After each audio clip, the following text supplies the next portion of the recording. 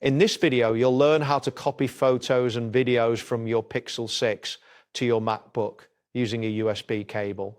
By following these steps, you will successfully transfer your media files to your computer for easy access and storage. Start by connecting your Pixel 6 to your MacBook with a USB cable.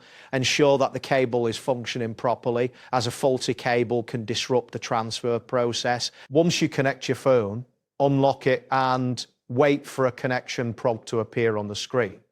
This prompt is crucial as it allows you to select the appropriate USB connection mode. On your Pixel 6, you will see options for USB preferences.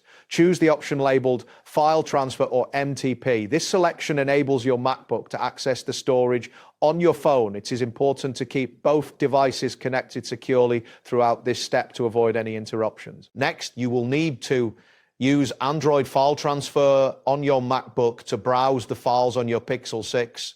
If you do not have Android file transfer installed, you must download it from the official website before proceeding. Once installed, open the application and a window will appear displaying the contents of your phone. In the Android file transfer window, navigate to folders such as DCIM or Pictures. These folders typically contain your photos and videos.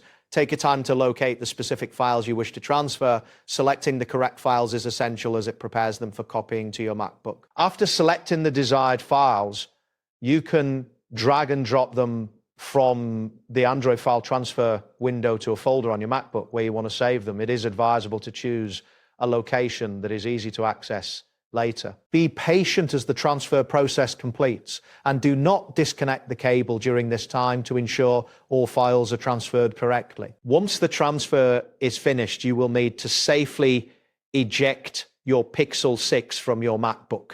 This action is important to prevent any data corruption. After safely ejecting, you can disconnect the USB cable. Your photos and videos are now successfully saved on your MacBook and ready for you to view or edit. That wraps up today's guide. Thanks for watching and catch you in the next tutorial.